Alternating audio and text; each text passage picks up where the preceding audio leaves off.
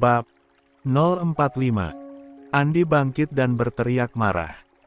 Hanuom, tunggu. Jangan kabur kamu. Cahya berhasil keluar dari rumah itu dan berlari ke jalan raya. Ia melihat ada mobil polisi yang sedang berpatroli, sangat kebetulan sekali. Cahya melambai dan berteriak. Sementara Andi sepertinya masih mengejar di belakang. Tolong, Pak, tolong berhenti. Andi yang mengejar di belakang langsung memutar balik saat melihat mobil polisi itu mendekat ke arah Cahya. Kemudian turunlah pria berseragam dari dalam mobil tersebut. Ada apa, Bu? Tanyanya. Tolong, Pak, saya dikejar penjahat, saya mau pulang. Tolong. Kepala Cahya benar-benar berat. Ia tidak mampu menopang tubuhnya lagi, tenaganya terkuras habis, hingga ia langsung pingsan di sana. Mbak, bangun, Mbak. Kemudian para polisi itu membawa Cahya ke rumah sakit terdekat. Sisanya mencari tahu apa yang terjadi. Pagi ini Rahmat akhirnya sampai ke Indonesia. Di sana ia dijemput oleh rekannya, Pandu dan yang lain. Mereka satu persatu memeluknya, mereka semua senang mengetahui kalau Rahmat selamat. Pandu mendekat ke arahnya. Nggak ngangka kamu masih hidup. Pandu memeluk Rahmat sebentar. Keajaiban Tuhan, Pan. Dan berkat doa istri juga. Rahmat tersenyum tipis. Mengingat istri, Rahmat langsung teringat Cahya. Oh, ya bagaimana dengan Cahya? Kamu sudah menemukannya? Tanya Rahmat. Pandu yang tadinya tersenyum langsung murung. Ia menggeleng lemah. Sejak kemarin Cahya hilang dari rumah Cici. Aku sudah menghubungi beberapa tim untuk mencari tahu keberadaannya, tetapi kami belum mendapat informasi sampai saat ini. Pandu menjelaskan. Rahmat terkejut. Maksud kamu apa? Tanyanya tak percaya. Antar saya ke rumah Cici sekarang. Ia tidak memberi Pandu kesempatan menjawab. Rahmat terlampau panik. Pandu mengangguk. Dari bandara mereka langsung mengebut menuju rumah Cici. Ia beberapa kali mengomel, kenapa Cahya bisa sampai hilang. Kini perasaan Rahmat yang tadinya senang akan bertemu Cahya berganti menjadi gelisah. Kok bisa hilang, Pan? Tanya Rahmat. Aku juga nggak tahu Kapten. Tapi kemarin Cici bilang kalau Cahya pergi mencariku untuk mengurus asuransi, tapi Cahya tidak pernah sampai dan tidak juga balik. Asuransi? Tanya Rahmat bertambah bingung. Asuransi apa? Semakin banyak tanda tanya yang muncul. Sudahlah, aku mau ketemu Cici sekarang. Pokoknya bagaimanapun caranya Cahya harus ditemukan. Akhirnya setelah beberapa menit perjalanan, mereka sampai di rumah Cici. Pandu mengetuk pintu pelan. Cici langsung membukanya dan sedikit terkejut melihat kedatangan Rahmat dan Pandu di waktu yang sama. Pak Rahmat. Cici menutup mulut. Benar Rahmat ternyata masih hidup seperti yang dikatakan Letda Pandu kemarin. Nanti saja tanyanya, Ci. Sekarang kami kesini untuk menanyakan sesuatu. Apa kamu sudah mendapat kabar dari Cahya? Tanya Pandu. Cici menggeleng. Mempersilahkan mereka masuk. Ci, bagaimana Cahya bisa hilang? Tanya Rahmat mendesak. Kemana dia terakhir kali pergi? Tanya Rahmat berderet. Kenapa kalian bisa kecolongan? Cici tidak tahu harus memulai dari mana. Tolong tenang dulu, kami juga sedang berusaha menghubungi Cahya. Tapi sejak kemarin handphonenya enggak aktif. Elang menengahi. Rahmat yang frustasi tidak bisa tenang. Tenang katamu. Istri saya hilang dan kamu menyuruh saya tenang. Rahmat benar-benar cemas luar biasa. Cici bingung bagaimana menyikapi semuanya. Elang sendiri tidak mau lanjut berdebat. Sampai kemudian di tengah kekacauan itu, ponsel Cici tiba-tiba berdering. Gadis itu langsung mengangkatnya. Halo. Dengan saudari Cici. Ucap pria di seberang sana yang terdengar berat. Iya saya Cici, jawabnya. Baik, kami dari pihak kepolisian dan saya mendapatkan nomor Anda dari saudari Cahya. Cahya? Tanya Cici memotong. Membuat semua orang di tempat itu berdiri antusias. Cici mengaktifkan pengeras suara agar semua orang bisa mendengar. Iya, saudari Cahya saat ini sedang dirawat di rumah sakit. Jika kamu salah satu keluarganya, silahkan datang menjemputnya, saya akan mengirim lokasi rumah sakitnya. Baik, Pak. Terima kasih banyak. Sambungan dimatikan. Cici mengecek pesan yang masuk, polisi tadi mengirim alamat lengkap rumah sakit. Tempat Cahya dirawat lengkap dengan nomor ruangannya. Kita ke rumah sakit sekarang. Rahmat meraih kunci mobil dan tanpa basa-basi keluar dari rumah Cici. Pandu menyusul, begitu juga dengan Cici dan Elang. Mereka pergi ke rumah sakit bersama-sama dengan dua mobil yang berbeda. Sepanjang jalan Rahmat mengebut dengan gila. Ia menyalip 2-3 mobil yang menurutnya terlalu lamban. Pikirannya kacau. Ia tidak tahu kenapa Cahya berada di rumah sakit. Ia mencemaskannya, apalagi Cahya sedang mengandung. Pikiran buruk berkelabat masuk. Pandu sampai sesekali memegangi dadanya, melihat bagaimana Rahmat mengebut brutal. Ia seperti mau diajak mati oleh pria ini. Padahal Pandu pengantin baru. Sementara Cici dan Elang mengejar dari belakang, tetapi tetap tertinggal. Butuh waktu sekitar 20 menit sebelum mereka sampai ke rumah sakit. Rahmat langsung memarkirkan mobil dan turun. Ia menuju meja resepsionis, menanyakan keberadaan Cahya. Dan wanita yang berjaga itu mengarahkannya ke lantai 2, di sana Cahya dirawat. Rahmat langsung naik dengan buru-buru, sampai sesekali menabrak orang yang menghalangi jalannya tetapi tak ia hiraukan. Kemudian setelah sampai di pintu tempat Cahya dirawat, ia berhenti. Napasnya memburu, ngos-ngosan, Rahmat mengatur nafasnya berulang kali sebelum ia masuk mendorong pintu. Rahmat melihat seorang wanita berbaring di sana. Meringkuk membelakanginya. Dari baju dan posturnya saja, Rahmat sudah tahu dan yakin kalau itu istrinya. Istri yang sangat amat dirindukannya. Cahya. Panggilnya lemah, ia berjalan mendekat. Mata wanita di ranjang pasien itu terbuka mendengar suara Rahmat. Cahya, Mas pulang, sayang, kata Rahmat dengan suara gemetar. Wanita yang tak lain adalah Cahya itu masih membeku di posisinya. Cahya merasa mungkin ini semua hanya mimpi, atau cuma halusinasi. Tidak mungkin Rahmat yang sudah mati hidup lagi. Sepertinya aku terlalu kangen sama Mas Rahmat, sampai-sampai aku ngigau dengar suara dia. Cahya menangis, lalu mengusap pipinya yang basah. Semenyedihkan itukah dirinya sampai menghalu yang tidak mungkin terjadi. Cahya. Panggil Rahmat lagi. Mata Cahya membulat sempurna. Kenapa suara itu nyata sekali? Apa aku sudah benar-benar gila? Batin Cahya. Cahya, kamu lagi tidur ya?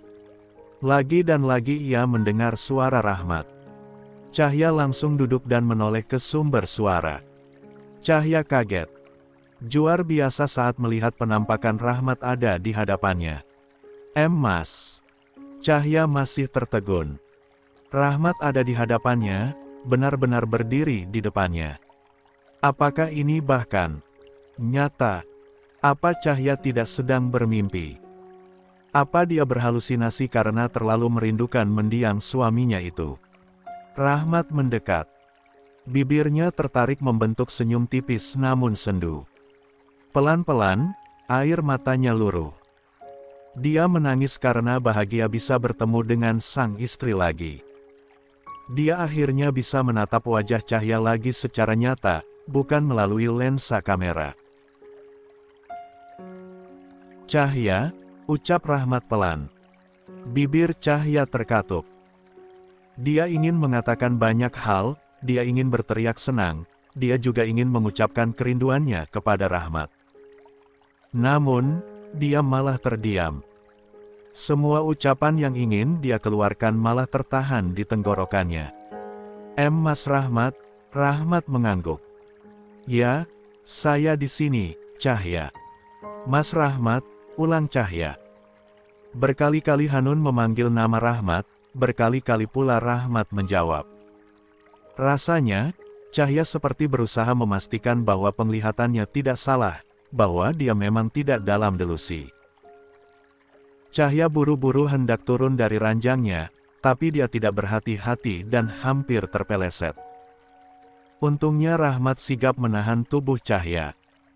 Mas Rahmat, Cahya terus menggumamkan nama Rahmat. Dia memeluk tubuh Rahmat dengan begitu erat, menenggelamkan wajahnya pada dada sang suami yang sebelumnya telah dianggap pergi untuk selamanya. Rahmat membalas pelukan Cahya. Dia merengkuh tubuh Cahya yang terasa lebih ringkih dari sebelumnya. Rahmat tidak bisa membayangkan kesulitan apa yang sudah dialami Cahya selama dia tidak ada sampai menjadi seperti ini. Namun, istrinya itu sangat sabar. Dia mungkin tampak sebagai sosok yang kalem, tapi hatinya begitu tegar. Ini bukan mimpi, kan Mas? Cahya terisak-isak. Suaranya parau dan tersendat-sendat, tetapi Rahmat masih bisa mengerti. Rahmat mengangguk. Saya benar-benar di sini, Cahya. Cahya semakin mengeratkan pelukannya. Tangisannya menguat, tapi teredam oleh dada Rahmat yang memeluknya. Pakaian Rahmat sekarang pasti sudah basah oleh air mata Cahya. Ini adalah pertama kalinya Cahya menangis seheboh ini selain saat kematian mendiang ibunya di kampung. Bahkan saat ibunya di kampung meninggal, Cahya masih bisa menahan diri untuk tidak meraung, sebab dia tahu hal seperti itu tidak diperkenankan. Namun, sekarang berbeda. Cahya rasanya ingin menangis dengan keras, bahkan berteriak jika bisa. Dia ingin melepaskan segala beban mental yang selama beberapa waktu terakhir mengguncang mentalnya dengan luar biasa. Maafkan saya, Cahya. Maaf karena saya baru bisa pulang sekarang dan menemui kamu, bisik Rahmat. Cahya semakin sesenggukan mendengarnya. Dia senang sekali, terharu, dan entahlah, rasanya bahkan Cahya tidak mampu menjelaskan perasaannya dengan kata-kata. Semua yang melihat adegan itu juga sama terharunya. Cici yang berdiri bersisihan dengan Elang sampai ikut menangis. Dia menyandarkan kepalanya pada bahu sang kakak, dan Elang langsung menepuk-nepuk kepala adiknya. Elang juga ikut terharu, dan ini pertama kalinya dia merasa terharu dengan percintaan seseorang, yang Eana, 3. Bahkan orang itu adalah wanita yang dia sukai. Di sana ada Pandu dan rekan Rahmat yang lain juga. Pandu tersenyum lega, dia terharu juga akhirnya Rahmat bisa kembali berkumpul dengan sang istri tercinta. Cahya dan Rahmat akhirnya diberi waktu untuk mengobrol berdua dulu. Cici dan Elang pamit mau keluar dulu untuk cari minum yang sebenarnya adalah alasan saja agar tidak mengganggu mereka berdua. Kamu habis dari mana sebelumnya, Cahya? Kenapa bisa sampai berakhir di rumah sakit? Kamu sakit? Mana yang sakit? Bilang sama saya. Tanya Rahmat penuh kekhawatiran. Ekspresi Cahya langsung berubah. Dia ingin melapor semua hal yang terjadi padanya kepada Rahmat, tapi entah mengapa dia juga tak yakin. Masalahnya, ini nanti akan menyangkut ke Sari juga. Jadi harus dibicarakan dengan situasi yang sudah adem. Kalau sekarang, jujur saja yang Cahya inginkan hanya bersama Rahmat. Bermanja-manja dan menumpahkan semua kerinduannya pada sang suami. Cahya, kenapa enggak menjawab? Maaf, ceritanya panjang, Mas. Bisa kita pulang dulu, Enggak. Pinta Cahya. Rahmat mengernyit heran. Dia ingin bertanya lebih lanjut, tapi dia juga menghargai perasaan Cahya yang mungkin masih lelah dan syok. Baiklah, kita pulang sekarang ke rumah ibu. Cahya langsung menggeleng keras. Jangan. Bahkan tanpa sadar dia sampai meninggikan suaranya. Rahmat makin heran lagi. Kenapa? Bukannya biasanya juga, Rahmat berhenti bicara dan malah fokus memandangi ekspresi Cahya yang kelihatan aneh. Takut. Apa Rahmat tak salah lihat?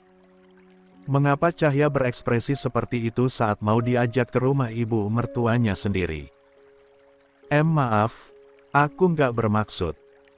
Maksudnya, mending kita pulang ke rumah dinas Mas Rahmat aja.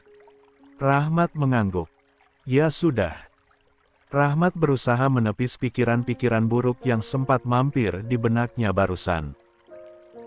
Mungkin saja Cahya hanya sedang terpukul dan ingin berada pada tempat yang sepi di mana hanya ada mereka berdua. Makanya, dia minta pulang ke rumah dinas saja. Rahmat dan Cahya akhirnya keluar dari ruang IGD.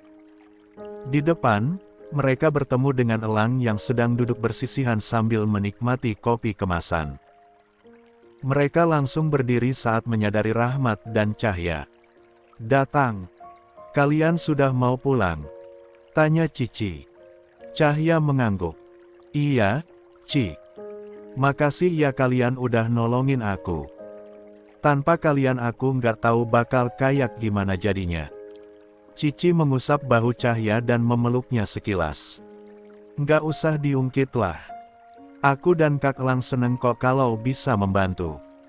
Ya, kan? Cici menyenggol lengan kakaknya. Elang mengangguk. Iya, kami seneng kalau bisa bantu.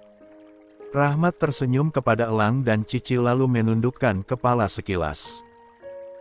Hal yang bagi Cici dan Elang tidak terbayangkan akan dilakukan seorang kapten tentara sepertinya kepada rakyat sipil biasa.